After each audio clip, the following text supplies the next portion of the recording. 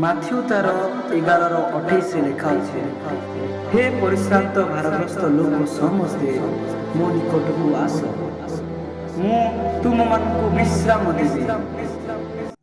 ହଁ ମୋ ଭାଇ ଓ ଭଉଣୀମାନେ, ଆଜି ସଦାପ୍ରଭୁ ପରମେଶ୍ୱର ଆପଣମାନଙ୍କୁ ଡାକୁଛନ୍ତି। ମୁଁ ଆପଣଙ୍କୁ ପଚାରୁଛି, କ'ଣ ଆପଣ କୌଣସି ସମସ୍ୟାରେ ଅଛନ୍ତି? ଆପଣଙ୍କୁ କିଛି ସମାଧାନର ରାସ୍ତା ଦେଖାଯାଉନି? ଆପଣ କୌଣସି ପ୍ରକାର ଶାରୀରିକ ମାନସିକ ସମସ୍ୟା କଷ୍ଟ ପାଉଛନ୍ତି କି? ବା ଆପଣ କ'ଣ ଆର୍ଥିକ ସମସ୍ୟାର ସମ୍ମୁଖୀନ ହେଉଛନ୍ତି? ଲୋନ୍ EMIରେ ଧାର ଉଧାରରେ ଲୋକମାନଙ୍କୁ ଦେଇକି ଥକି ଯାଇଛନ୍ତି କି? ଆଉ ଲାଗୁଛି ଆଉ ରାସ୍ତା ନାହିଁ। ଏମିତି ଅନେକ ପ୍ରକାରର ସମସ୍ୟା ଯଦି ଅଛି ଆଉ ଆପଣ ତାର ସମାଧାନ ଆଉ ତାର ଆଶୀର୍ବାଦ ପ୍ରାପ୍ତ ହେବା ପାଇଁ ଚାହୁଁଛନ୍ତି, ତେବେ କେବଳ ଏହି ଭିଡ଼ିଓ ଆପଣମାନଙ୍କ ପାଇଁ। ଆପଣଙ୍କ ଭଳି ଏମିତି ଅନେକ ଲୋକ ଯେଉଁମାନେ ସମସ୍ୟାରୁ ସମାଧାନ ଖୋଜି ଆଜି ତାଙ୍କର ସମାଧାନ ପାଇସାରିଛନ୍ତି। ଆପଣ ଦେଖିବେ, ହେଇପାରେ କି କେମିତି ଆପଣଙ୍କ ସମସ୍ୟାରୁ ତାଙ୍କ ସମସ୍ୟା ଆଉ ବଡ଼ ଥିଲା, କିନ୍ତୁ ସେମାନେ କେମିତି ତାର ସମାଧାନ, କେମିତି ସେମାନଙ୍କ ପରିସ୍ଥିତି ପରିବର୍ତ୍ତନ ହୋଇଛି ଆପଣ ଦେଖିବେ। ଆଉ କେମିତି ଆପଣ ମଧ୍ୟ ସେ ସମସ୍ୟାର ଉଦ୍ଧାର ପାଇବେ ଆପଣ ଜାଣିପାରିବେ।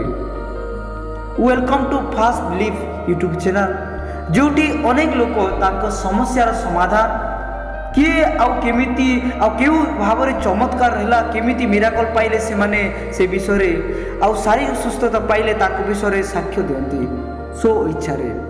ଏମିତି ଅନେକ ଚମତ୍କାର ଆଶୀର୍ବାଦ ପ୍ରାପ୍ତ ଓ ମିରାକଲ୍ ଦେଖିବାକୁ ଏହି ୟୁଟ୍ୟୁବ୍ ଚ୍ୟାନେଲ୍ ମାଧ୍ୟମରେ ଆପଣ ପାଇପାରିବେ। ଫାଷ୍ଟ ବିଲିଭ୍ ଯିଏ ଜୀବନରେ ଶାନ୍ତି ଖୋଜୁଛି, ଯିଏ ନିଜ ଲାଇଫ୍ରେ ଥିବା ସମସ୍ୟାର ସମାଧାନ ଖୋଜୁଛି, ଆଉ ଯିଏ ଯୀଶୁଙ୍କୁ ପ୍ରେମ କରୁଛି, ଖ୍ରୀଷ୍ଟ ଜୀବନକୁ ବୃଦ୍ଧି କରିବା ପାଇଁ ଚାହୁଁଛି, ଆଉ ଯିଏ ସଦାପ୍ରଭୁ ପରମେଶ୍ୱରଙ୍କ ସହିତ ସମ୍ପର୍କ ରଖିବାକୁ ଚାହୁଁଛି, ଯିଏ ନିଜ ସମସ୍ୟାର ସମାଧାନ, ଶାନ୍ତିମୟ ଜୀବନ ଆଉ ଯୀଶୁ ଖ୍ରୀଷ୍ଟଙ୍କ ସହିତ ଗଭୀର ସମ୍ପର୍କ ଖୋଜୁଛି, ଆଧ୍ୟାତ୍ମିକ ଜୀବନର ପ୍ରତ୍ୟେକ ଲକ୍ଷ୍ୟ ହାସଲ କରିବାକୁ ଚାହୁଁଛି, ସେ ଆସନ୍ତୁ, ମୋ ସାଙ୍ଗରେ ଆସନ୍ତୁ, ଆମ ଟିମ୍ ସାଙ୍ଗରେ ଆସନ୍ତୁ, ଏକାଠି ଏହି ଜର୍ଣ୍ଣିକୁ ଆଗକୁ ନେବା, ମିଶିକି ଯାତ୍ରା କରିବା। ଯଦି ଆପଣଙ୍କ ଜୀବନରେ କିଛି ସମସ୍ୟା ଅଛି, ଆମକୁ ମେଲ୍ କରନ୍ତୁ ଆଉ କମେଣ୍ଟ ବି କରିପାରିବେ। ଆମେ ପ୍ରାର୍ଥନା କରିବା, ଆମେ ଅନେକ ପାଷ୍ଟରଙ୍କୁ ଆପଣଙ୍କର ସମସ୍ୟାକୁ ପହଞ୍ଚାଇବା, ଯେ ଆପଣଙ୍କ ପାଇଁ ପ୍ରାର୍ଥନା କରିବେ। ଏବଂ ନିଜ ଜୀବନରେ କିଛି ସାକ୍ଷ୍ୟ ଅଛି, ତେବେ ଆମକୁ ସେୟାର କରିପାରିବେ, ଯାହା ପ୍ରଭୁଙ୍କ ଗୌରବ ବିଷୟ ହେବ ଏବଂ ତାହା ଦେଖି ଅନେକ ଲୋକଙ୍କୁ ବିଶ୍ୱାସରେ ବଢ଼ିବାକୁ ସାହାଯ୍ୟ ହେବ। ଆମେ ତାହା ଆମ ଚ୍ୟାନେଲ୍ ମାଧ୍ୟମରେ ଅନେକ ଲୋକଙ୍କ ପାଖକୁ ପହଞ୍ଚାଇ ପାରିବା। ସିଧା ନିଜ ଫେସ୍ ଦେଖାଇ ଭିଡ଼ିଓ ବନାନ୍ତୁ ଏବଂ ନିଜର ସାକ୍ଷ୍ୟକୁ ସଦାପ୍ରଭୁଙ୍କ ଗୌରବ ନିମନ୍ତେ ବ୍ୟବହାର କରନ୍ତୁ। ଆଉ କିଛି କ୍ୱେଶ୍ଚିନ୍ ବା ସଜେସନ୍ ଦେବାକୁ ଚାହୁଁଥିଲେ କମେଣ୍ଟରେ ଦେଇପାରିବେ।